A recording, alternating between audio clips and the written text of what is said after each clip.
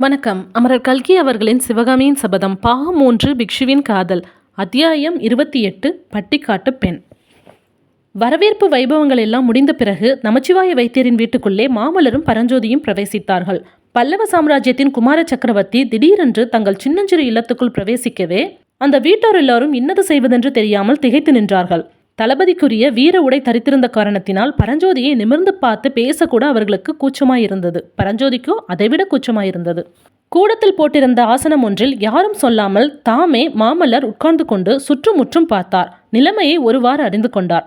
கண்களில் கண்ணீர் ததும்பி நின்ற மூதாட்டிதான் பரஞ்சோதியின் தாயார் என்று ஊகித்து தெரிந்து கொண்டு, எங்கள் வீர தளபதியை பெற்ற பாக்கியசாலியான தாயை தரிசிக்க வேண்டும் என்று எனக்கு எவ்வளவோ ஆவலாயிருந்தது. அந்த பாக்கியம் இன்று கிட்டிற்று என்று சொல்லிவிட்டு பரஞ்சோதியை பார்த்து, தளபதி, இது என்ன? அன்னைக்கு நமஸ்காரம் செய்யும் தொண்டை மண்டலத்துக்கு போனதனால் மரியாதை கூட மறந்து போய்விட்டதென்றல்லவா நாளைக்கு எல்லோரும் குறை சொல்லுவார்கள் என்றார். உடனே பரஞ்சோதி முன்னால் சென்று அன்னையின் பாதங்களில் நமஸ்காரம் செய்தார். நமஸ்கரித்த குமாரனை வாரி எடுத்து உச்சி முகர வேண்டும் என்ற ஆசை அந்த அம்மாளுக்கு எவ்வளவோ இருந்தது. ஆனால் குமார சக்கரவர்த்தி அங்கு வீற்றிருந்ததும் தம் குமாரன் போர்க்கோல உடை தரித்திருந்ததும் அவளுக்கு தயக்கத்தை உண்டு பண்ணிற்று. பிறகு நமச்சிவாய வைத்தியருக்கும் பரஞ்சோதி நமஸ்காரம் செய்துவிட்டு திரும்பி வந்து மாமல்லரின் பக்கத்திலே அமர்ந்து உச்சி மோட்டை பார்த்தார். நமச்சிவாய வைத்தியர் மாமல்லரை நோக்கி, இந்த குடிசைக்கு தாங்கள் வந்தது எங்களுடைய பாக்கியம் என்றார். மாமல்லர் அவரை நோக்கி, ஓஹோ, நமச்சிவாய வைத்தியர் என்பது தாங்கள்தானே? தங்களுக்கு ஒரு எச்சரிக்கை செய்ய விரும்புகிறேன். தங்கள் குமாரி என் சிநேகிதரை ரொம்பவும் பயப்படுத்தி வைத்திருக்கிறாள் போலிருக்கிறது. அதோ அந்த கதவண்டை நிற்பவள் தானே தங்கள் புதல்வி? பார்த்தால் வெகு சாதுவாக தோன்றுகிறாள். ஆனால் பல்லவ சைன்யத்தின் தலைசிறந்த தளபதியை, வாதாபியின் யானைப்படையை சிதறடித்த தீரரை, கங்க நாட்டானையும் பாண்டியராஜனையும் புறமுதுகிற செய்த மகாவீரரை ரொம்பவும் பயப்படுத்தியிருக்கிறாள். இனிமேலாவது அப்படியெல்லாம் செய்ய வேண்டாம் என்று தங்கள் குமாரியிடம் சொல்லுங்கள். பரஞ்சோதியை இங்கே அழைத்து வருவதற்கு நான் என்ன பாடுபட வேண்டியிருந்தது தெரியுமா? கையை பிடித்து பலாத்காரமாய் அழைத்து வர வேண்டியிருந்தது. அம்மா, தாங்களே கேளுங்கள். தங்கள் புதல்வர் இங்கே வரமாட்டேன் என்று பிடிவாதம் பிடித்தாரா இல்லையா என்று கேளுங்கள் அம்மா என்று மாமல்லர் கூறிய போது பரஞ்சோதியின் அன்னை மகனை அன்பும் கர்வமும் ததும்பிய கண்களினால் பார்த்து, குழந்தாய், மாமல்லர் பிரபு சொல்வது உண்மையா? எங்களை எல்லாம் வந்து பார்க்க உனக்கு பிடிக்கவில்லையா என்றாள். ஆமம்மா, பல்லவ குமாரர் உண்மையை தவிர வேறு எதுவும் சொல்லவில்லை. ஆனால் ஏன் எனக்கு இங்கு வந்து உங்களை எல்லாம் பார்க்க பிடிக்கவில்லை என்று அவரையே கேளுங்கள் என்றார் பரஞ்சோதி. அன்னை கேட்க வேண்டும் என்று வைத்துக்கொள்ளாமல் மாமல்லரே சொன்னார்.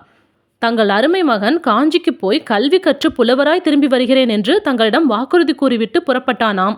அந்த வாக்கை நிறைவேற்ற முடியவில்லையாம். போன போது எப்படி போனானோ அப்படியே திரும்பி வந்திருக்கிறான். அதனால் உங்களை எல்லாம் நிமிர்ந்து பார்க்கவே வெட்கமாய் இருக்கிறதாம். எப்படி இருக்கிறது கதை?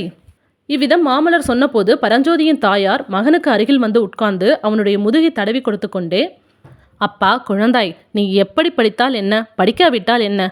ஏதோ சிவபெருமான் அருளால் நீ உயிரோடு நல்லபடியாக திரும்பி வந்தாயே, அதுவே எனக்கு போதும்.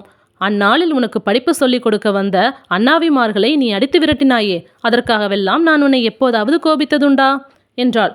இதை கேட்ட மாமல்லர் சிரித்துக்கொண்டே சொன்னதாவது, என்ன என்ன உபாத்தியாயர்களை அடித்து விரட்டி விட்டானா உங்கள் மகன்? நல்ல வேளை, நான் பிழைத்தேன். இந்த சாது பிள்ளைதான் என்னை தனக்கு படிப்பு கற்றுக் கொடுக்கும்படி தொந்தரவு செய்தார்.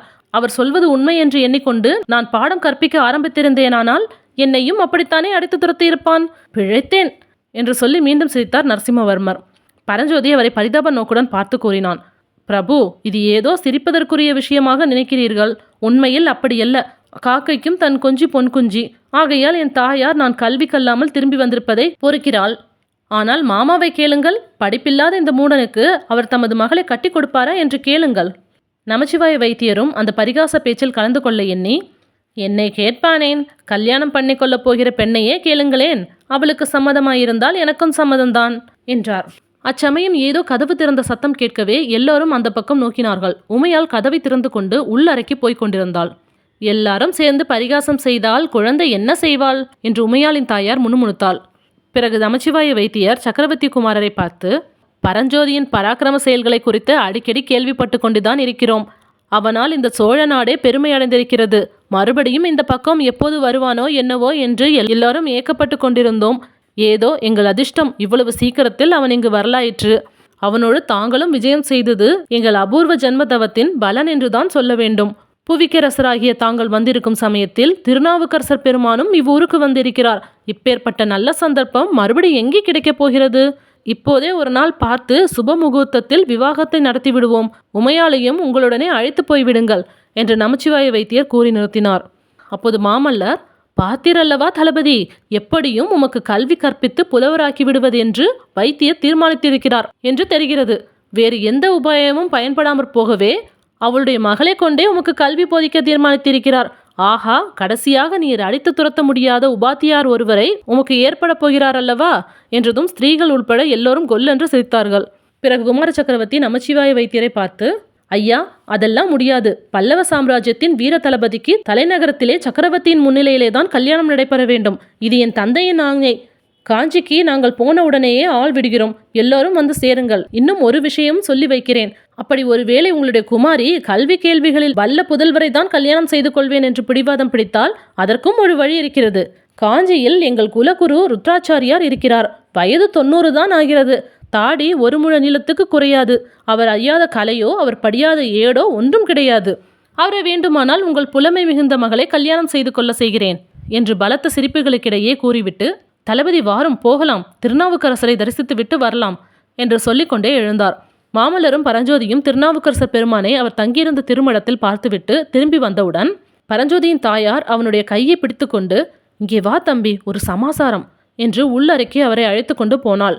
அங்கே தரையில் படுத்து தேம்பிக் கொண்டிருந்த உமையாளை காட்டி, பார்த்தாயா, உன்னுடைய பரிகாச பேச்சு இந்த பெண்ணை என்ன பாடுபடுத்தி இருக்கிறது.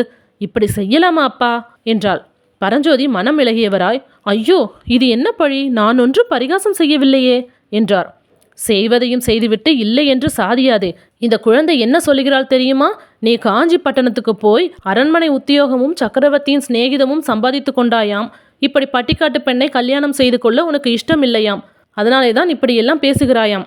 ஐயோ, அப்படி இல்லவே இல்லையம்மா. இல்லை என்றால் நீயே இந்த பெண்ணுக்கு சமாதானம் சொல்லி தேற்று.